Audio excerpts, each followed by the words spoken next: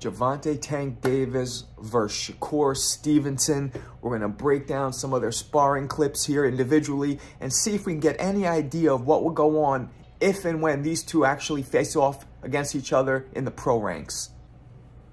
All right, here we go. There's in the white headgear against an unknown opponent in black headgear. If anybody knows who that is, please tell me in the comments. All right, there's a couple jabs. There you go. Oh, nice straight right. Okay. Ooh, nice combo.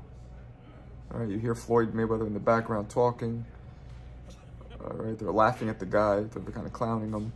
Oh, nice guy jabbed, fake to the stomach, went up top and caught Tank to the face. Tank is clearly not unleashing now. He's just kind of filling the guy out, playing. Floyd in the background is making noises like, oh, how cute, good try. Like they're just clowning the guy. That's Floyd right there. Just saw him. Their Tank's coming at him now, starting to stalk him a little. Now the guy's moving. So the guy has a similar style. He's a boxer style. He's fast hands and he moves. All right, so now, see now you saw Tank just pawed at him like in a girly way. Ooh, nice body shot. And then the guy spun out. But he pawed at him in a girly way to like call him a punk basically. There's Tank. Ooh, Tank backed up, missed a shot. Tank has him in the corner now, ducked out the way. Tank showing good defense. He's able to jump out of the way and come back in. The other guy hits him with the 1-2. All right, there's somebody's in the ring. We can't see who that is. Ooh, nice body shot by Tank. Oof, nice body shot by Tank. Oh, wow. Hard body shots by Tank. That's the end of that round. And here goes the next round. All right, same thing. Oh, Tank starts off with a hard body shot where the opponent acknowledges that thumped. Thumped really hard. All right, now this opponent, Tank's winding his hand up. He's kind of playing with him. It seems like he's trying to impress Floyd. Because Floyd's talking, Tank's talking. There's a lot of talking at the Floyd's gym. All right, so now Tank is chasing him. Not much happening. Tank's just waiting. Maybe waiting for his opponent to throw a punch so he can counter. Tank's very patient, so this shows a lot of patience when needed, which would be interesting in a Shakur fight. Because this guy is kind of like Shakur, where he moves and throws fast punches. This guy is a conventional fighter, though, not a southpaw. There, Tank dodges that straight right, which is pretty impressive. Tank has very fast twitch defensive reflexes and see head and waist movement when he wants to have it. The problem is Tank walks a lot of fighters down because he knows that they can't hurt him and he'll take one to land his eraser. Because it erases whatever's happening in the fight, ends the night. All right, so yeah, Tank is clearly not going hard on this guy except for those few body shots. Nice uppercut. The guy shakes his head, acknowledging it. Tank's coming at him. The guy ties up, which is a very good idea against Tank. Ooh, nice right hook by Tank. Ooh, and his opponent nails him. Tank comes back. Okay, so that was a good exchange. So his opponent's showing a little bit of nuts there to get some respect, which is important against a fighter like Tank. You gotta show courage to get respect. There, now Tank's coming out. A nice hard body shot by Tank. Goes to the right at an angle. He throws that straight left hand like a jab. Oof. See that? He's using it almost like a jab, but it's so hard. And his Tank's body shots are debilitating. Oh, hard shot by Tank. Now Tank has very little fear about what's coming back at him. Oh, Tank punches like a light heavyweight. I mean, they look like a super middle light heavyweight punch. Oh man, and he's only 135 pounds. Oh, another hard straight left by Tank. Now Tank's just walking him down, exaggerated, you know, with his hands down, kind of like with a pimp walk almost. Ooh, nice body shot. Really taking the heart of the opponent. Look at him, nice uppercut by Tank, body shot. He's kind of frozen the opponent. Ooh, nice counter. He countered his opponent's uppercut with a hard body shot. Ooh, nice straight right by the opponent, though. Nice body shot by the opponent. Okay, the opponent showing good resilience. There, Tank follows him. He's going to his body. Straight right. Oh, Tank dipped it nice to the left. He spun to the left on a nice angle and spun back just now, but his opponent had his glove hooked. Ooh, there. See, Tank just hesied or stutter stepped.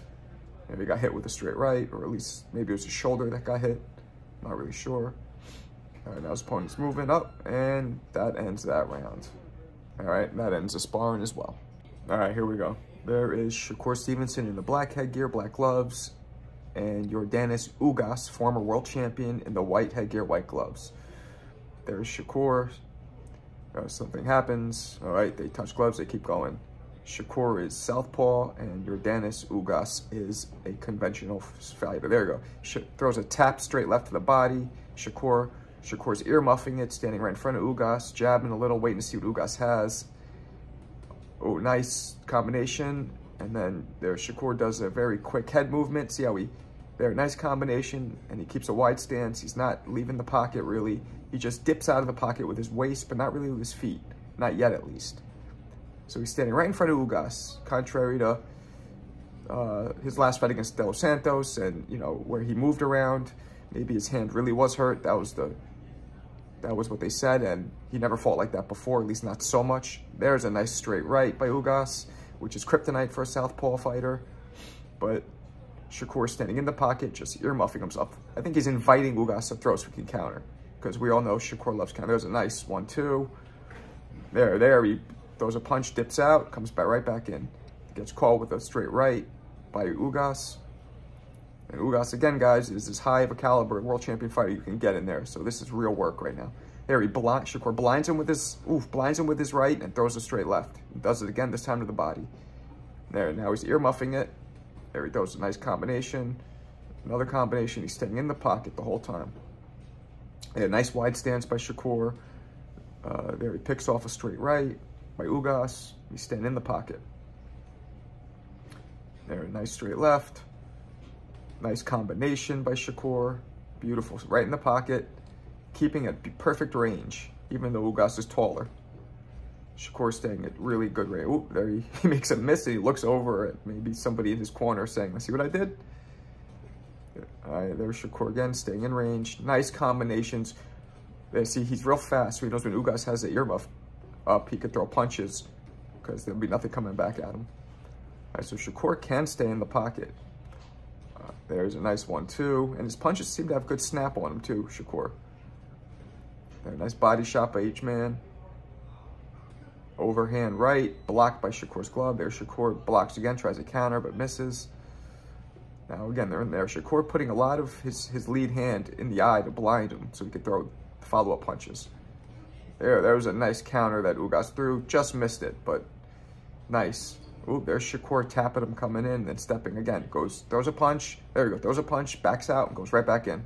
So he jumps in and out of the pocket like a rabbit, very quick. Very quick. And he's able to move his waist. All right, that's the end of that sparring. So as we see here, Tank has two speeds he goes at. He goes at full-on aggressive, come forward, attack mode. And then he goes at tentative, pensive, hands up, counter-punching mode. Now, what causes the problem for his opponents are both of those modes come with those eraser punches of his. I say that because if that punch lands at any moment in time, it erases whatever happened up to that point in the fight and ends the night. So you see, Tank has serious power, but he's also very, very quick with his waist movement and his defense when he chooses to do so. We don't see much of Tank doing that over the years because he walks most of his opponents down. He feels what they have. He figures to himself, and a lot of fighters do this, guys, when people say, oh, this fighter got hit too much. A lot of fighters first feel it out. They know they can take it. They know it's not going to cause them a problem. So they decide, let me take a couple of these pity-pat shots because they feel like they're pity-pats, and let me let off mine because mine will end the fight. So Tank showed that in this sparring. He showed great defense. Of course, he showed great offense, and he showed a vicious body attack. Now, as for Shakur, we all know Shakur for being a bit of a runner, especially after his fight against De Los Santos. And as I had mentioned, he said his hand was hurt against De Los Santos, and I kind of believe it. We'd never seen Shakur before move or quote-unquote run that much and be that inactive. You know, that fight broke a record for, I think, 40 punches total landed for the whole fight for a 12-rounder, if I'm not mistaken. But in this sparring, we saw more of a healthy, classic Shakur. Shakur stays in the pocket quite a bit. When Shakur does move, it's very fast, rabbit-like, out and right back, hops, or I wouldn't want to say frogs, that sounds goofy, but hops out and comes right back in very quickly. So he'll throw a shot, hop out in anticipation for the counter, and then hop right back in to give his own counter. Shakur also is very slick at using waist movement. Now, Tank, as you see, he uses more Floyd-level waist movement where he bends totally vertically all the way down at the waist or spins to the side. Shakur uses waist movement, but it's very subtle. He'll keep his legs planted in the pocket, and he'll just move his head, and he'll move at the waist and move his head back just a couple inches. So fighters will get frustrated because the punches are just whizzing by and just missing them. But they think that Shakur's in their range to land, but he's proven to them that he's not, and then he comes back with a hard counter. So if Tank and Shakur fought, I don't know what to expect. Conventional wisdom says Shakur would throw the punches here or there, pot shot, keep his distance, stay far away from that eraser punch of Tank's, and be able to outpoint Tank in a somewhat lackluster victory. But there's a small chance Shakur would earmuff himself up, stand in the pocket, and try and make Tank make mistakes and counter those mistakes. But with a puncher like Tank, usually fighters don't take that risk. Now, Tank, what would he do? That's the real question. Would Tank wait to counter the counterpuncher?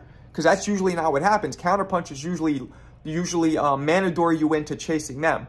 Would Tank do that? Would he wait and let Shakur come off first and respond? Or would Tank walk Shakur down like he's done most fighters in his career?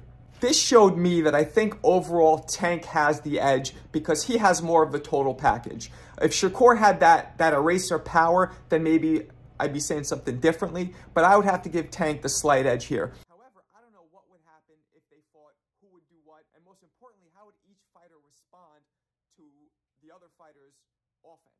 Did this clip show you guys anything that you didn't know? And what do you guys think would happen if Tank and Shakur actually fought in the pros right now? Tell me in the comments.